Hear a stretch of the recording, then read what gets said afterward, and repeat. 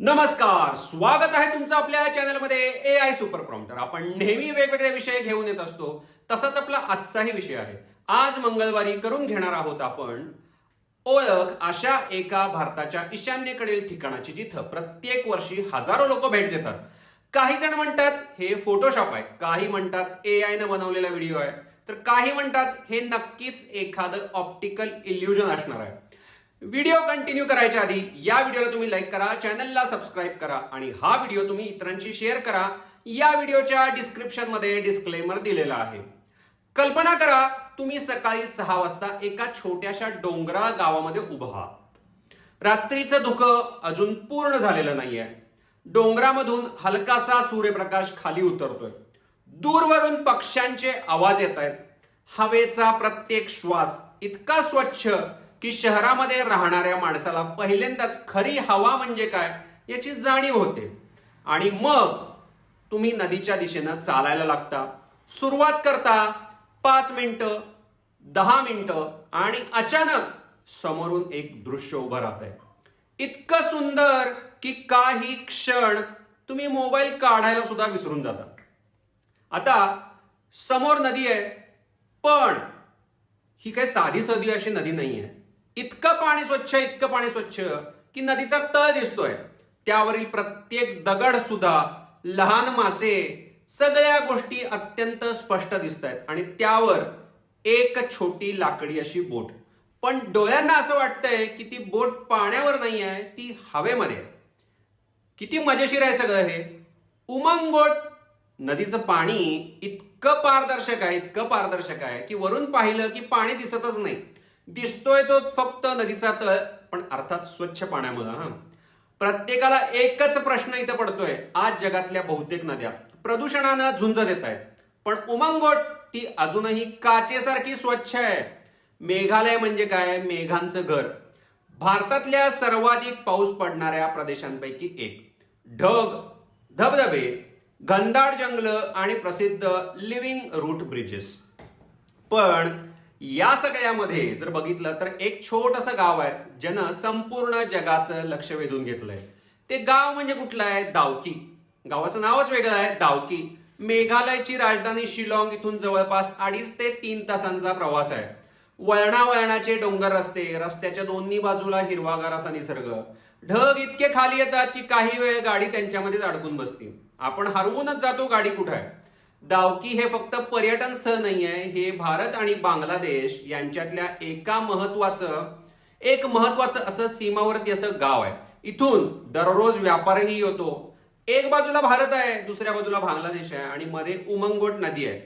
तुम्ही जेव्हा घाटावरती पोहोचता, एक बोट घेऊन नावाडी येतोय आणि विचारतोय, बोटिंगला चालता काय? जसं बोटिंगला बसता तुम्ही, तशी ती बोट हळूहळू पुढे जायला लागते. पहिल्या काही मिनिटांमध्ये बसलेला जो व्यक्ती आहे तो फक्त आजूबाजूला बघतच राहतोय. काय आहे, कसलं पाणी आहे हे, किती छान आहे. कारण असं पाणी कदाचित तो व्यक्ती आयुष्यात पहिल्यांदाच पाहत असतोय. आणि शुद्ध आणि निर्मळ पाणी. कधी कधी आपल्याला असं वाटतंय की निसर्ग आता पूर्वीसारखा राहिला नाही. पण फॅक्ट अशी आहे की दावकीमध्ये बघितलं, उभारलं की जाणवतंय की अत्यंत वेगळा असा सगळा विहंगम असा परिसर आहे. जर माणूस निसर्गाचा आदर करेल तर निसर्ग आजही तितका सुंदर असा राहू शकतोय. कल्पना करायची आहे आपण की कोणी हातामध्ये एक पारदर्शक असा काचेचा ग्लास दिलाय.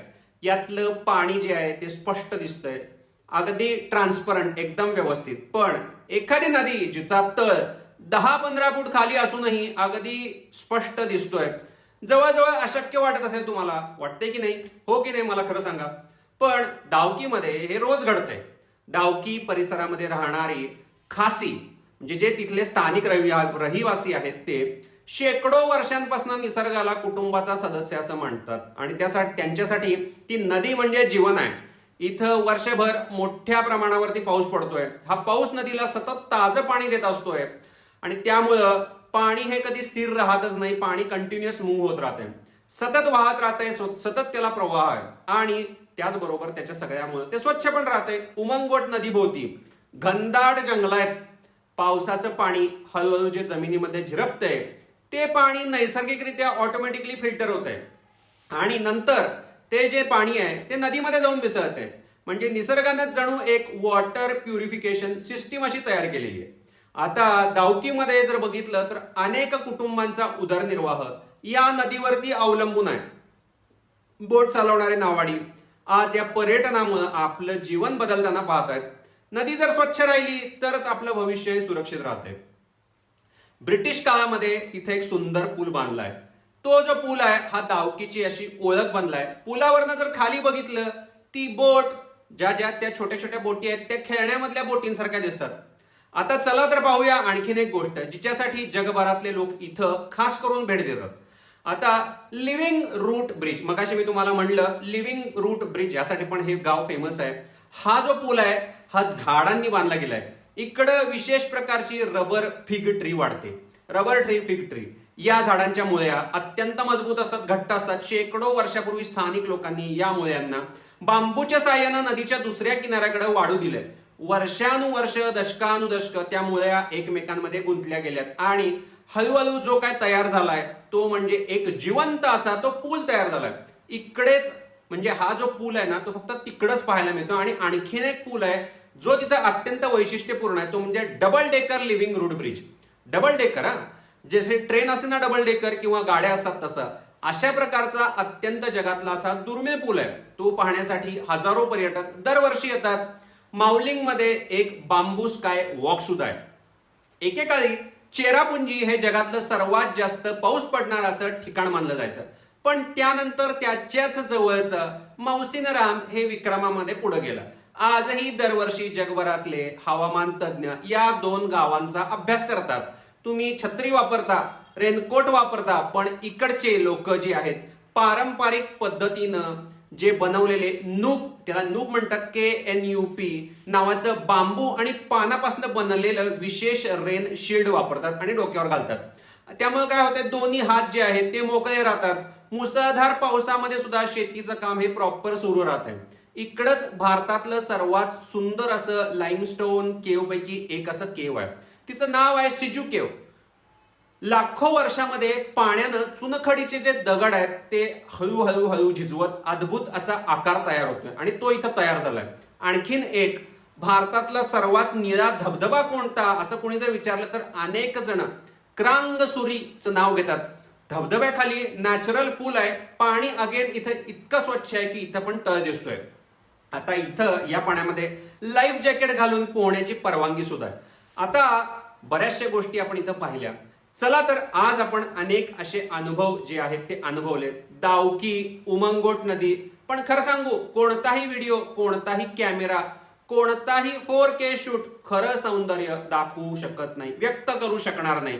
हे खरं आहे. निसर्ग कसं काय त्या एका कॅमेऱ्यामध्ये टिपू शकतो आपण, डिफिकल्ट आहे. कदाचित तुम्ही एक दिवस दावकीच्या किनारी बसाल, नदीकडे पाहाल आणि जेव्हा तुम्हाला लक्षात येईल की एक वाक्य आठवेल, काही जी ठिकाणं आहेत ती आपण पाहत नाही तर ती आपल्याला पूर्णपणे बदलून टाकतात.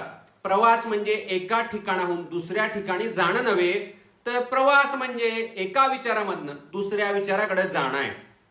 चला, व्हिडिओ जर आवडला असेल तुम्हाला तर या व्हिडिओला लाईक करा, चॅनलला सबस्क्राईब करा आणि हा व्हिडिओ तुम्ही इतरांशी शेअर करा.